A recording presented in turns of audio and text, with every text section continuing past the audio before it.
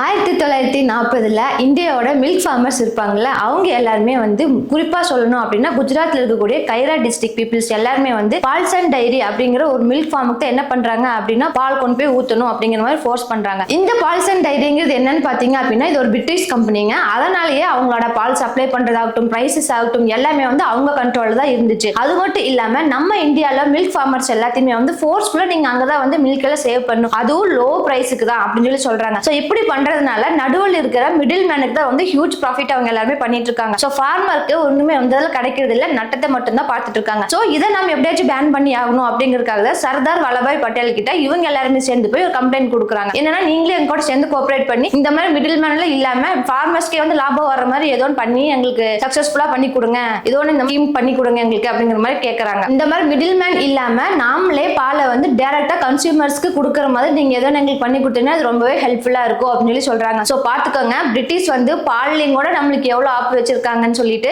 அதுலயும் கூட நம்மளோட இந்திய விவசாயிகளுக்கு லாபம் வரக்கூடாம தடுத்துட்டு இருந்திருக்காங்க. இதுக்காக ஒழிக்க வந்திருக்கிறதா நம்மளோட சர்தார் வல்லபாய் பட்டேல். இந்த மில்க் ஓரியன்டா வந்த பாதி ஸ்டோரி கேட்ட உடனே இன்னைக்கு எதை பத்தி பார்க்க போறோம்னு சொல்லி கண்டுபிடிச்சிருப்பீங்க. ஆமாங்க, Amul the taste of India. Welcome to expertizer jobs. இன்னைக்கு நாம அந்த அமுலோட ஃபுல் ஸ்டோரி தான் பார்க்க போறோங்க. உங்களுக்கு ஐடி ஃபீல்ட்ல ரொம்பவே இன்ட்ரெஸ்டா இருக்கு, டெய்லி புதுசா ஒரு டெக்னாலஜி நான் கத்துக்கிட்டே இருக்கணும் அப்படின்னு நினைச்சீங்கன்னா நம்மளோட எக்ஸ்பர்டைசர் அகாடமிலேயே ஐடி எக்ஸ்பர்ட்ஸால உருவாக்கப்பட்ட நிறைய பண்டல்டு கோர்சஸ் ஆன்லைன்ல அவைலபிளா இருக்குங்க. சோ அதை நீங்க டெய்லி கோ த்ரூ பண்றதுனால கண்டிப்பா உங்களோட ஐடி நாலேஜை டெவலப் பண்ணிக்கலாம். அதை பத்தின டீடைல்ஸ் அண்ட் லிங்க்ஸ் எல்லாமே டிஸ்கிரிப்ஷனுக்கு கொடுத்துருக்கேங்க. இன்ட்ரெஸ்ட் இருக்கிறவங்க செக் பண்ணி பார்த்துக்கோங்க. இப்போ வாங்க வீடியோக்குள்ள போலாம். இப்பதான் நாம அமுலோட ஃபார்மேஷன் ஸ்டோரியை வந்து பார்க்க போறேங்க. 1946 இந்த கைரா டிஸ்ட்ரிக்ட்ல இருக்கக்கூடிய கோஆபரேட்டிவ் மில்க் யூனியன் லிமிடெட் இருக்கு இல்லைங்க, அது வந்து ஒருத்தங்க கண்ட்ரோல் கீழே வருது. யார் அவங்க அப்படின்னு பாத்தீங்கன்னா திருபுவனந்தாஸ் பட்டேல் தாங்க. சோ இந்த ஹோல் கண்ட்ரோலுமே இப்ப யாரு கீழே லீடர்ஷிப் ஆயிருச்சு அப்படின்னு பாத்தீங்கன்னா இந்த திருபுவனந்தாஸ் பட்டேல் கீழே தான். கொஞ்ச நாளுக்கு அப்புறம் இந்த கோஆபரேட்டிவ் ரீநேம் பண்றாங்க. என்னன்னு கேட்டீங்க அப்படின்னா அமுல். சோ அமுல்ங்கிறது வந்து பாத்தீங்கன்னா ஷார்ட் ஃபார்ம் தாங்க. அதோட ஃபுல் ஃபார்ம் வந்து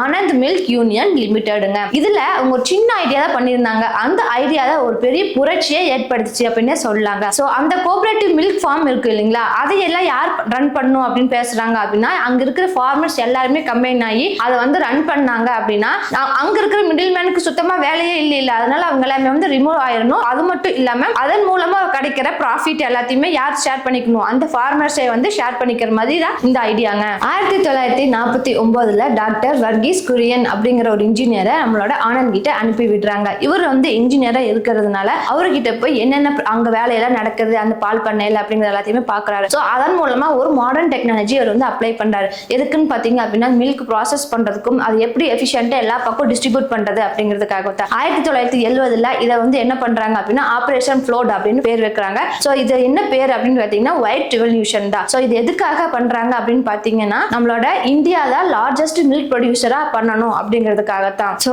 இதுக்கப்புறமா செல்ஃப் ரிலையன்ஸ் அண்ட் ரூரல் எம்பவர்மெண்ட்டுக்கு சிம்பிளா நம்மளோட அமுல் வந்து திகழ ஆரம்பிச்சிருச்சுங்க. அப்படியே அவங்களோட growth படிப்படியா பார்த்தரலாம். வெறும் மில்க்ல இருந்து ஸ்டார்ட் ஆகி மில்க் மட்டும் இல்லாம cheese, ghee, ice cream, chocolate, milk powder அப்படின்னு மில்க் ஓரியன்டா என்னென்ன ப்ராடக்ட் எல்லாத்தையுமே ப்ரொடியூஸ் பண்ண முடியுமோ எல்லாத்தையுமே வந்து ப்ரொடியூஸ் பண்ண ஆரம்பிச்சிட்டாங்க. அது மட்டும் இல்லாம அஃபோர்டபுளான பிரைஸ்ல எல்லாத்துக்குமே கிடைக்கிற மாதிரி இருந்துச்சு. அதனாலேயே அந்த எல்லா டைரி ப்ராடக்ட்ஸுமே இம்போர்ட் பண்ற அளவுக்கு வந்து வளர்ந்துருச்சுன்னு தான் சொல்லணுங்க. இதுல இருந்து நம்மளுக்கு என்ன ப்ரூஃப் ஆகுதுன்னா இந்தியாவோட கோஆபரேட்டிவ் மில்கே வந்து மல்டிநேஷனல் பிராண்ட்ஸ் கூட கார்பரேட் பண்ற அளவுக்கு வளர்ந்துருச்சுங்க. இப்பதான் அமுலோட ஐகானிக் அட்வர்டைசிங்க பார்க்க போறாங்க. அமுலோட நீங்க பேக்கேஜ் எடுத்து பாத்தீங்க அப்படின்னா அந்த கியூட்டா ஒரு லிட்டில் கேர்ள் வந்து நல்ல ரவுண்ட் ஐஸோட டாட்டர் ட்ரெஸ் போட்டு இருப்பாங்க. அது வந்து அதுக்கப்புறமேல ரொம்ப வந்து பீக் ஆயிடுச்சு. எல்லா பக்கம் அமுலோட அட்வர்டைசிங் வந்து பரவ ஆரம்பிச்சிருச்சுன்னே சொல்லாங்க. இந்த ஆட் எல்லாம் அமுலா வந்து வெறும் பிராண்டா மட்டும் ஆகல, டைரி ப்ராடக்ட்ஸ்க்கான பிராண்டா அமுலோ ஆக்காம நம்ம இந்தியாஸோட பாப் கல்ச்சரோட வாய்ஸாவும் திகழ வச்சுதுங்க. இந்தியால எல்லா பக்கமும் அமுலை பார்த்து இன்ஸ்பயர்ட் ஆக ஆரம்பிச்சுட்டாங்க அந்த கோஆபரேட்டிவ் சிஸ்டத்தை பார்த்து. அது மட்டும் இல்லாம ஸ்ரீலங்கா, பங்களாதேஷ், ஆப்பிரிக்க நேஷனல்ஸ்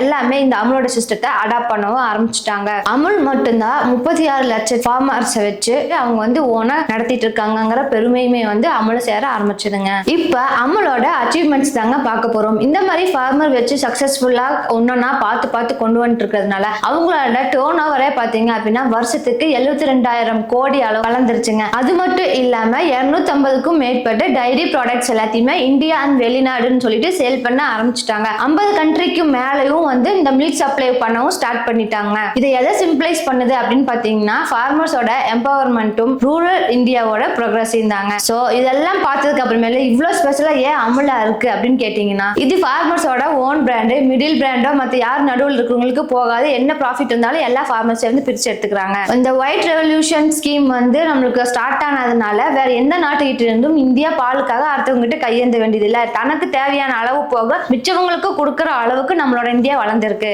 எப்ப அமுலுக்கு அந்த குட்டி பொண்ணை வச்சு அட்வர்டைஸ்மெண்ட் பண்ண கேம்பெயின் எல்லாம் ரன் பண்ண ஸ்டார்ட் பண்ணாங்களோ அப்பதான் வந்து ஒரு ஸ்டெப் இனிமே மேல போச்சுன்னே சொல்லலாம். இப்ப அமுல் வந்து பாத்தீங்க அப்படின்னா குளோபல் பிராண்டாவே இருக்கு. இந்த மாதிரி சூப்பரான சக்சஸ்ஃபுல் ஸ்டோரிஸ் எல்லாம் வந்துட்டே இருக்கணும்னு நினைச்சீங்க மறக்காம நம்மளோட எக்ஸ்பிரஸ் ஜாப்ஸை சப்ஸ்கிரைப் பண்ணி வச்சுக்கோங்க. இந்த வீடியோ பிடிச்சிருந்துச்சுன்னா லைக் பண்ணிக்கோங்க. நம்ம கிட்ட விஜிடைமன் ஸ்டுடியோ அவைலபிளா இருக்குங்க. இதை வச்சு நீங்க அடுத்த செலிபிரிட்டியை இன்டர்வியூ பண்றதுக்காகட்டும் இல்ல ஏதாவது போட்காஸ்ட் வீடியோ போடுறதுக்காகட்டும் வீடியோ ஷூட் பண்றதுக்கு சூப்பரான என்வைரன்மெண்ட் பண்ணி செட் பண்ணி வச்சிருக்கோங்க. வித் லைட்டிங் கேமரான்னு எல்லாமே அவைலபிளா இருக்கு. நீங்க சும்மா வந்தீங்கன்னா மட்டும் போதும் எல்லாமே எடுத்துட்டு வீடியோ வாங்கிட்டு போயிடலாம். அந்த அளவுக்கு பக்காவா ரெடியா இருக்குங்க. அதை பத்தின டீடைல்ஸ் அண்ட் லிங்க்ஸ் எல்லாமே டிஸ்கிரிப்ஷன்ல கொடுத்துருக்குங்க. இன்ட்ரெஸ்ட் இருந்துச்சுன்னா அதிகமாக செக் பண்ணி பாருங்க. தேங்க்யூ ஃபார் வாட்சிங்.